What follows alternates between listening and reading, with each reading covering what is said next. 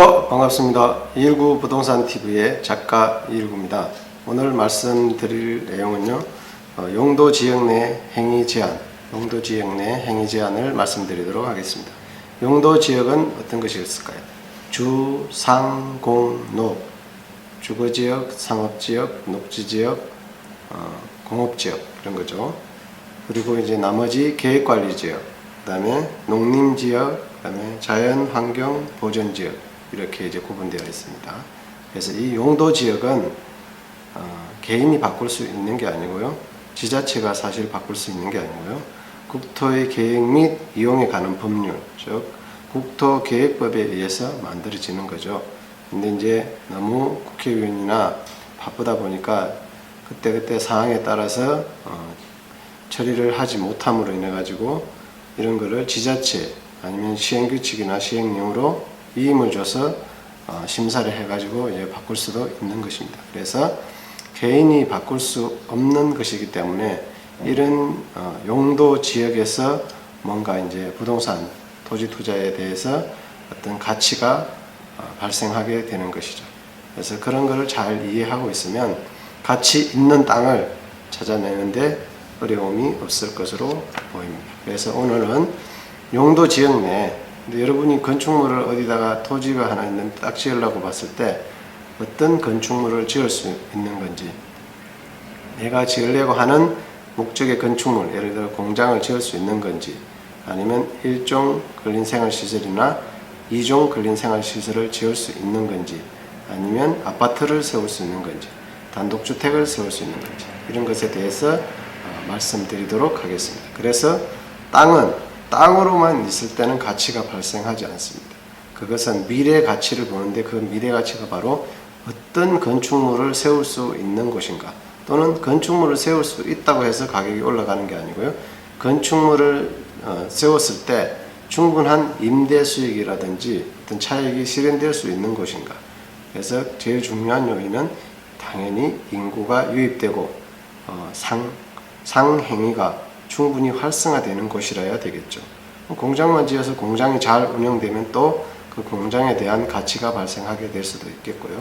그래서 그런 부분은 건축물이 들어와야 된다는 거죠. 어떤 건축물이 들어오는지를 이해하면 그 땅의 가치를 평가할 수가 있는 것이겠죠. 그래서 단독주택을 하나 세울 수 있는 것은 이런 것만 빼고는 다 된다는 것입니다. 유통상업지역, 전용 공업지역에서만 금지가 됩니다. 다른 지역은 다 된다는 거죠. 예를 들어 중심상업이라든지 일반 상업지역이라든지 전용 공업 이외에도 다른 공업지역에는 된다는 거죠. 그래서 그리고 또 농림지역이나 자연환경 보전지역에서는 농가주택만 가능하다. 농림지역 중에서 우리가 말하는 농업진흥구역, 절대농지라고 하죠. 이런 곳에서는 건축이 되지 않지만 농업보호구역은 농가주택 한 채가 가능할 수도 있다는 것입니다. 이런 것을 이해하고 단독주택은 어디에 되는가, 어디에 안 되는가 이해하시기 바라고, 연립이나 다세대 주택은 유통상업지역, 전용공업지역, 일반공업지역, 그 다음에 유통상업, 전용공업, 일반공업지역, 모든 녹지지역, 관리지역, 농림지역, 자연환경 보전지역에서는 금지된다고 합니다. 그래서 보통 되는 것이 일반 주거지역, 그 중에서도 2종 연립 다세대는 유통상업, 전용공업, 일반공업, 보전녹지, 그 다음에 보전관리, 농림지역, 자연환경 보전지역에서는 금지됩니다. 다른 지역에서 가능하다는 것이죠.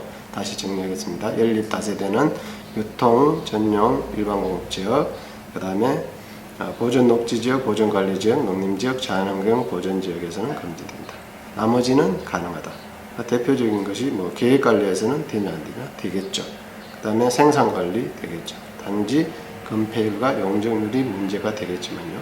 그 다음에 이제 아파트는 일종 전용 주거지역, 일종 일반 주거지역, 유통상업지역, 전용공업지역, 일반공업지역, 모든 녹지지역, 관리지역, 농림지역, 자연환경 보전지역에서 금지된다.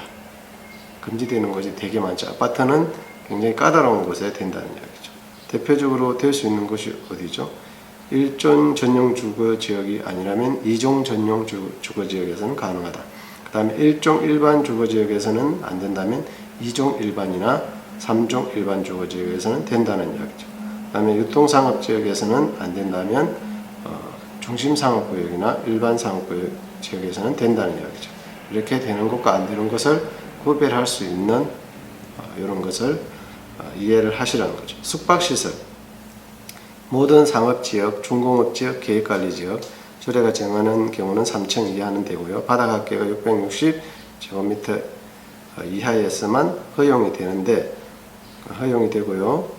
이거는 허용이 되는 겁니다. 안 되는 게 아니고, 요거 모든 상업지역, 중공업지역, 계획관리지역에서 계획관리지역은 3층 이하 660제곱미터 이하는 가능하다는 것이고요.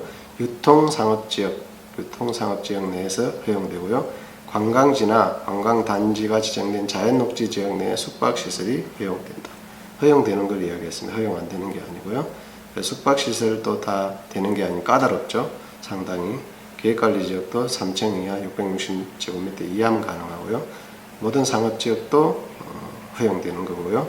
그 다음에 중공업지역도 허용되죠. 나머지 지역들은 안 된다는 이야기니까 생산관리라든지 그 다음에 상업지역에서는 허용되죠. 그래서 그런 거를 구별해서 어디가 되는지 안 되는지 잘 보시라는 거고요. 그 다음에 이제 일종 근린생활시설은 모든 용도지역 내에 가능하다는 거예요. 특히 까다롭지 않은 게 일종 근린생활시설.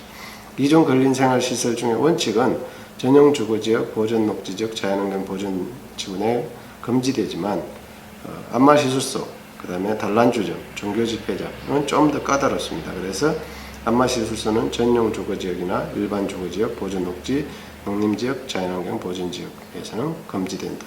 왜냐하면 주거지역 내에 안마시술소가 들어오면 안 되겠죠. 좀 환경이 안 좋아지니까요. 그 다음에 전용 주거지역도 당연히 주거지역인데 이런 게 들어오면 안 되겠죠. 단란주점 150제곱미터 이내는 상업지역만 가능하다는 거죠. 계획관리지역도 안 되는 것입니다. 그래서 이런 걸 구별해서 보시고요. 공장은 어떤 게 될까요?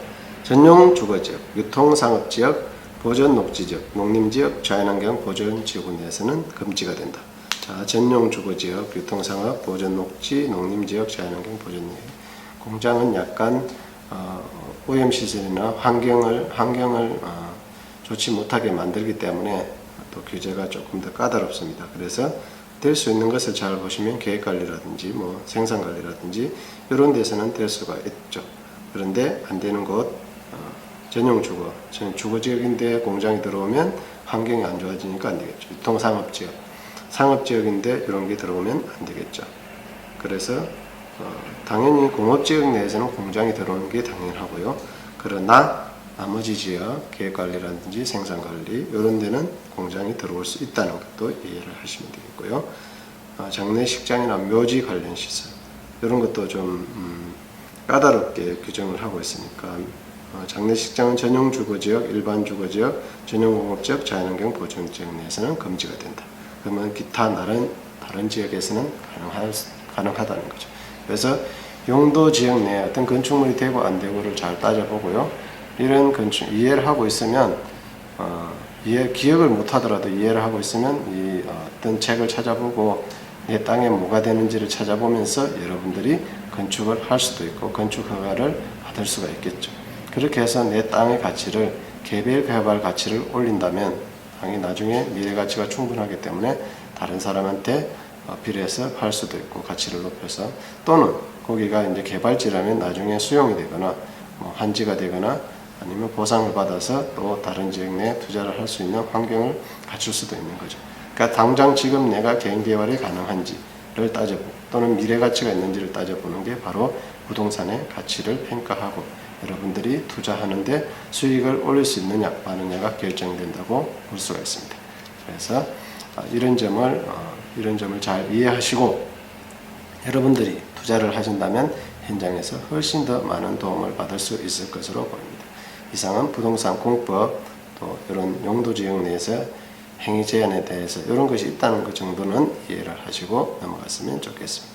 내용 좋았다면 구독, 좋아요, 댓글 남겨주시고요. 자, 219 부동산 TV의 작가 119였습니다. 감사합니다.